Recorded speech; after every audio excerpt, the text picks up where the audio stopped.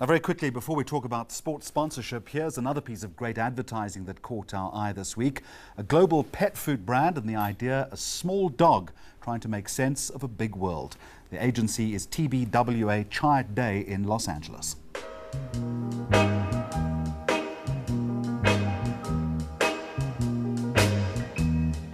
Tiny bubbles. I don't know. Lately, I've just been feeling a little small. Make me happy. Sometimes I feel like I live in a world that, isn't really built for me. I've tried to fit in. I used to do these stretches my vet said would lengthen my muscles. That was a disaster. One time I tried to dress like one of the other dogs in town. I don't think he noticed. The truth is, I'm a small dog. I guess you can say what's so bad about small, right? My best friend Tiny doesn't seem to care. Look at the computer chip and what that can do. Or a diamond, people spend like $100 on one of those. So I guess in life it's all about how you look at it. Tiny tells me I should work on developing my Napoleon complex. I guess I could if I knew what that meant. But in the meantime, if you could just throw me a bone that's a little smaller, I'd like that. All right, let's cool things down a bit now, and this is where your fridge is becoming a media tool. POS Labs Southern Africa has come up with a practical approach to dispel the perils of heavy branded refrigerators for in-store use. The ChillAir system, as we report, provides a lightweight interchangeable fridge display that will take the heavy lifting out of beverage displays. Obviously, before this, you needed really heavy fridges. It was the transportation, possible damage to glass, etc. This product has been in development for 2 years, and it is a foldable, collapsible fridge, which is going to make it so much easier for promotions, for companies to actually get it into store.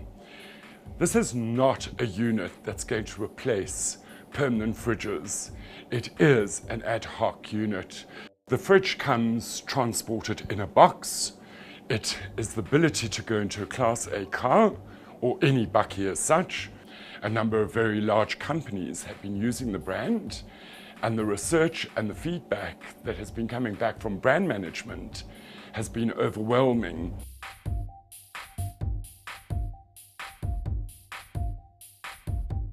All right, finally this week, let's warm things up a little bit after that last story. Having renewed their sponsorship of the Nedbank Cup for another 5 years, the organisation says it now needs to take the property to a new level, wanting to reposition the brand as a bank for all South Africans and prove that customers can achieve what I presume are their big financial goals. So what's the big thinking here? We'll talk about the campaign and what you're going to do with it in just a moment, but the soccer sponsorship space generally in South Africa, it's a difficult place to be because it's very crowded, isn't it? Absolutely. It's quite important for brands when they associate themselves with properties to find a way to differentiate themselves. And our participation in the Nedbank Cup for us has been such a big achievement, in the sense that right from the beginning, the differentiation in the way that we structure the tournament was put in place. So for example, it's the only tournament in this country where teams in lower divisions play against the teams in the big league. So we are the FA Cup of South Africa. And you get this wonderful concept called giant killers, which is what everybody wants. Absolutely, the David versus Goliath story. And the reason really those mechanics were important for our brand, we are about inspiring people to make things happen. We are about inspiring people to achieve their goals and aspirations. We're using soccer as a passion point to really demonstrate that message, that even the teams in lower divisions can achieve in a bigger stage. All right, that's the broad thinking. Let's talk about the campaign itself. What was the big idea? And it hinges mostly on consumer participation and consumers who have a real passion for the game. We thought there's an opportunity to broaden and amplify the impact of that story that I just told. And we wanted to make sure that it's not just only talking to soccer players and soccer teams who are in the professional stage, but also talk to people who generally would do business with us. It was about inspiring them in their own capacities. And we thought we will then take that thought beyond just the soccer space. So we inspired ordinary South Africans to be extraordinary.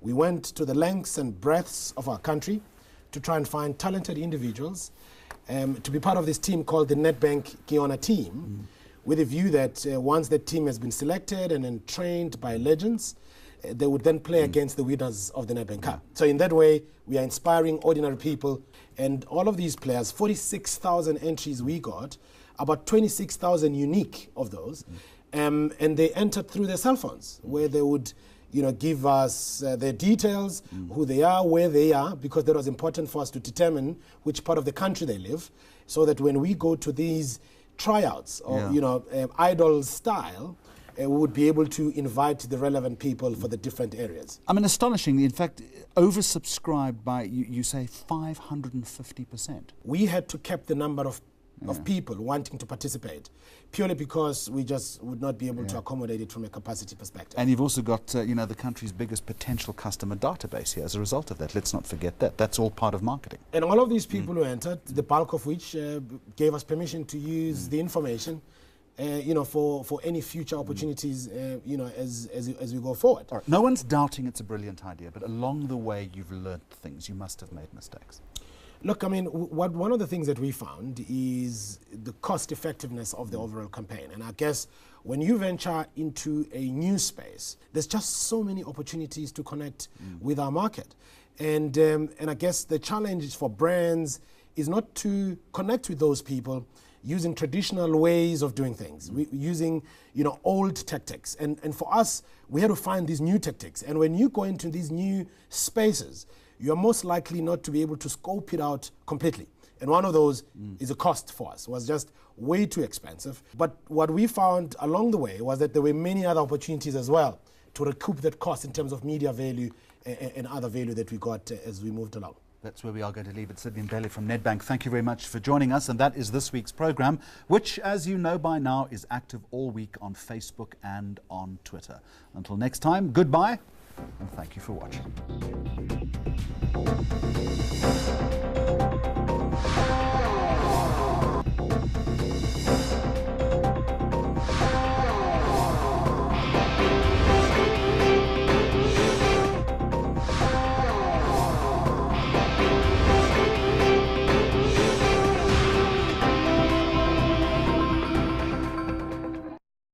News that moves. enca.com.